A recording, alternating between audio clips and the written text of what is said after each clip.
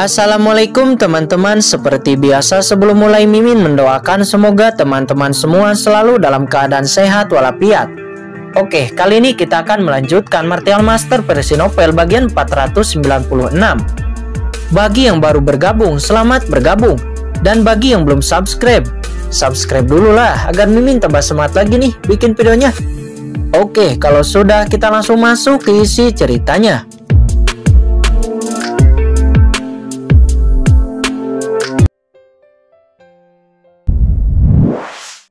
Hanya ada beberapa mayat yang tergeletak, dan mayat-mayat ini berangsur-angsur menghilang, berubah menjadi darah dan menghilang.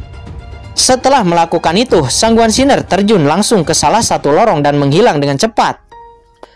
Pada saat ini, Qin Chen tidak tahu bahwa Sang Guan Xiner telah mengikuti mereka. Dia dengan cepat terbang melewati lorong itu, dan lorong itu seperti labirin, sangat rumit. Ada banyak jalan bercabang, sehingga sulit membedakan utara, selatan, timur, dan barat. Hal ini membuat Qin Chen sangat tidak nyaman. Saya tidak tahu mengapa istana ini dirancang agar terlihat seperti labirin. Qin Chen hanya bisa berjalan di lorong berdasarkan perasaannya. Sesaat kemudian tiba-tiba serangga pencari roh di dalam cakram Gyo Qian Kun sepertinya merasakan suatu napas dan menjadi gelisah.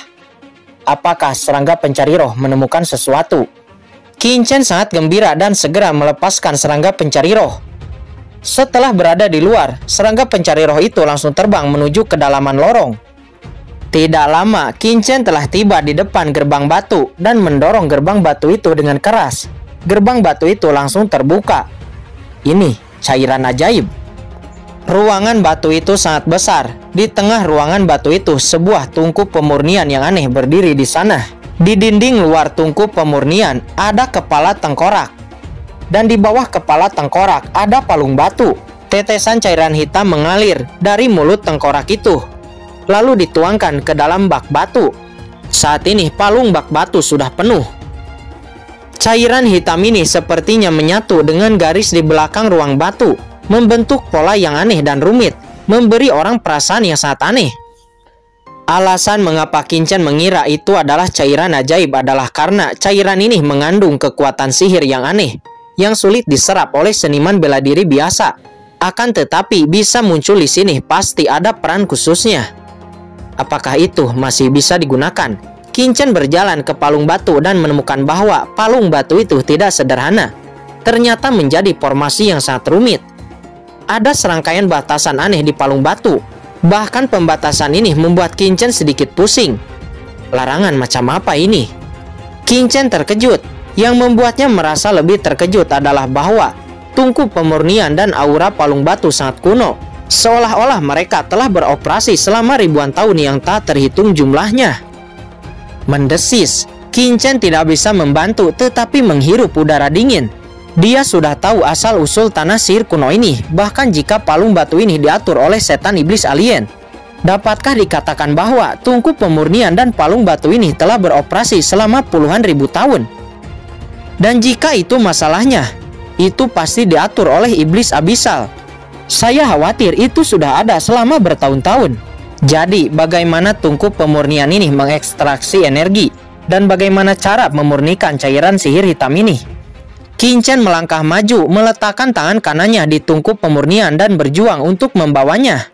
Tiba-tiba tungku pemurnian itu terbuka. Tidak ada apa-apa di tungku pemurnian, hanya ada kristal hitam. Kristal hitam ini seukuran kepalan tangan. Intuisi Qin Chen memberitahu bahwa kristal hitam ini tidak sederhana. Kristal hitam ini setidaknya setingkat dengan kristal suci. Kristal hitam ini mungkin bernilai tak terhingga. Melihat kristal hitam itu, Qin Chen langsung meraihnya. Ini sangat berat. Kristal hitam seukuran kepalan tangan itu ratusan kali lebih berat dari yang dibayangkan oleh Qin Chen. Yang lebih mengejutkan adalah ketika Qin Chen menyentuh kristal hitam ini. Tiba-tiba energi iblis yang menakutkan menembus pertahanan fisik Qin Chen. Melihat itu, Qin Chen buru-buru meletakkan kristal hitam dan menarik tangannya. Tempat Qin Chen memegang kristal hitam itu di tangan kanannya terkorosi menjadi luka kecil. Namun itu perlahan sembuh di bawah perawatan Qin Chen. Ini sangat korosif. Jika saya tidak mempraktikkan teknik klan iblis dan memiliki pemahaman tertentu tentang aturan klan iblis alien, ki iblis yang keluar dari kristal hitam ini dapat merusak telapak tangan saya. Qin Chen menarik napas dalam-dalam. Pertahanannya sangat mengerikan, apalagi energi jahat. Bahkan tahap air martel emperor saja tidak dapat meninggalkan luka di tubuhnya. Akan tetapi, sekarang hanya menyentuh kristal hitam ini, dia hampir terluka. Ini jauh lebih korosif daripada Qin Chen. Sesaat kemudian, Qin Chen kembali mengulurkan tangannya dan meraih tungku pemurnian secara langsung. Seluruh tungku pemurnian tiba-tiba meledak dengan cahaya yang menyilaukan. Tetapi tidak dapat menghentikan Qin Chen untuk mengambilnya. Dan Qin Chen langsung memasukkannya ke dalam cakram Gyo Qiankun. Pada saat yang sama, Qin Chen menginstruksikan Lao Yuan dan yang lainnya, kemudian berkata, "Lao Yuan, cairan ajaib ini harap pelajari dengan cermat."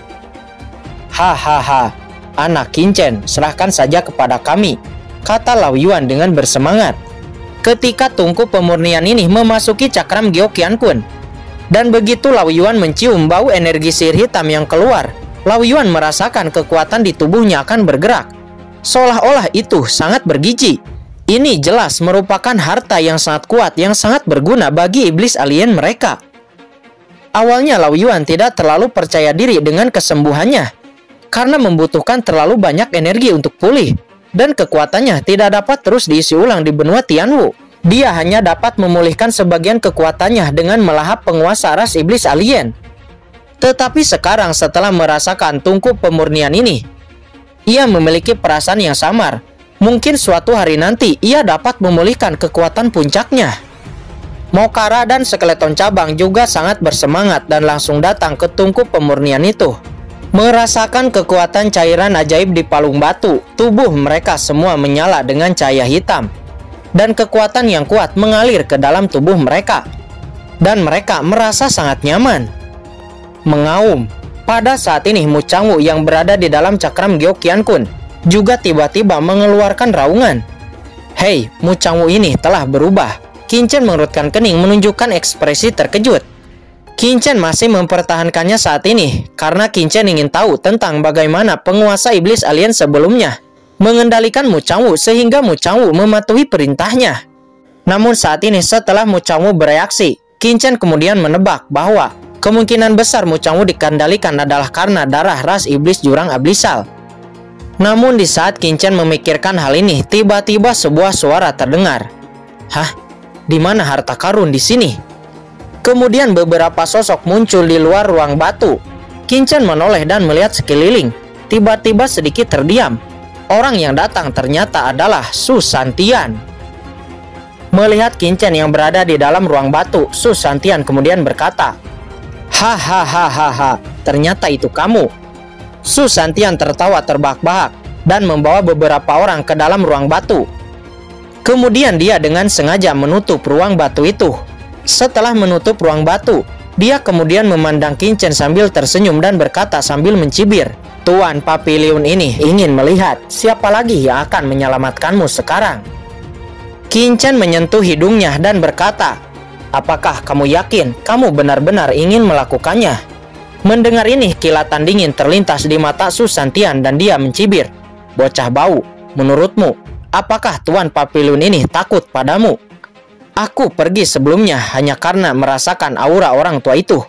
Itu saja, jika kamu satu-satunya yang ada, kamu pasti sudah dibunuh oleh Master Papiliun ini sejak lama." Su Santian merasa malu dan marah karena melarikan diri sebelumnya. Dan sekarang ketika dia melihat Qin Chen sendirian, niat membunuh di hatinya secara alami pecah. Selanjutnya, Su Santian mengedipkan mata kepada 4 orang di belakangnya. Wush, keempat orang ini langsung mengepung Qin Chen. Dan pada saat yang sama, sebuah lingkaran muncul di masing-masing tangan mereka. Semburan cahaya yang menakutkan tiba-tiba keluar, membungkus seluruh ruangan batu. Dan Qin Chen terletak di tengah ruangan batu ini. Keempat orang ini semuanya adalah master dari Papiliun Dijen, dan mereka semua berada pada level yang sama dengan Wei Jiang. Mereka semua adalah master formasi. Yang terlemah dari mereka adalah master formasi tingkat ke-8. "Apakah kamu bersiap untuk menggertak tuan muda ini?" kata Qin Chen dengan tatapan dingin.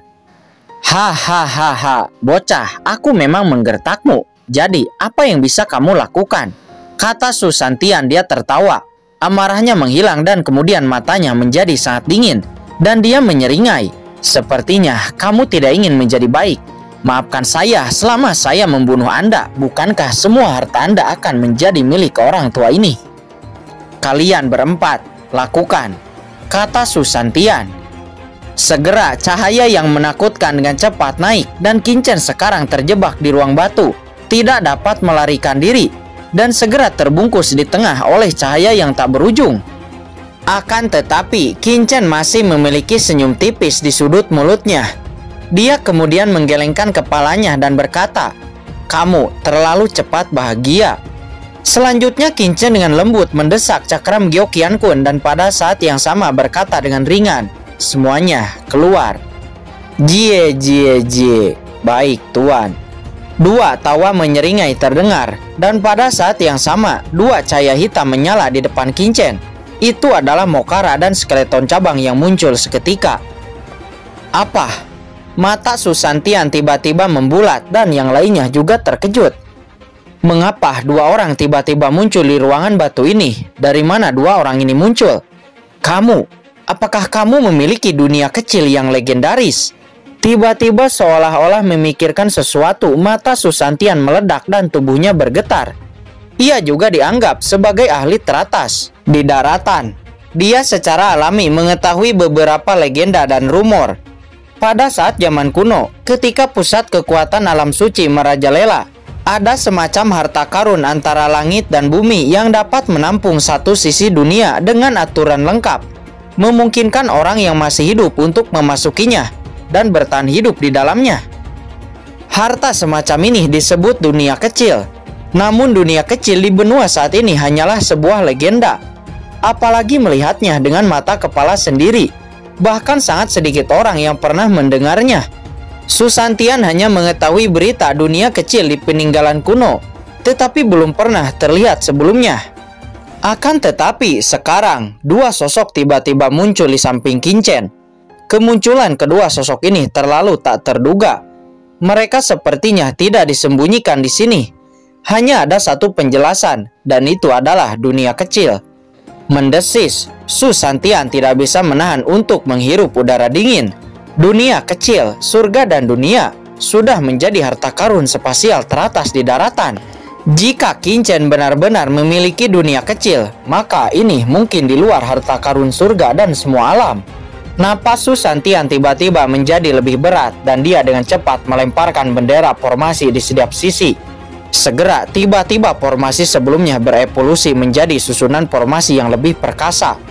Dan itu langsung berguling ke arah Kincen. "Kalian berdua selesaikan yang lainnya. Berikan Susantian ini kepadaku," kata Kincen. "Jie, jie, jie." "Baik," kata Mokara dan skeleton cabang. Segera mereka berdua langsung bergegas dan menyerang ke arah empat orang itu. Sedangkan Kincen dia langsung melesat menyapu ke arah Susantian. Apa? Susantian belum bergerak, tetapi dia tidak menyangka Kincen akan langsung berlari ke arahnya.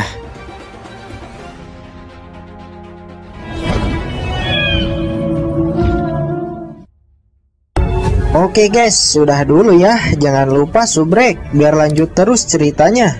Bagi yang sudah subrek, mudah-mudahan dimudahkan rezekinya. Mimin undur diri. See you next and goodbye.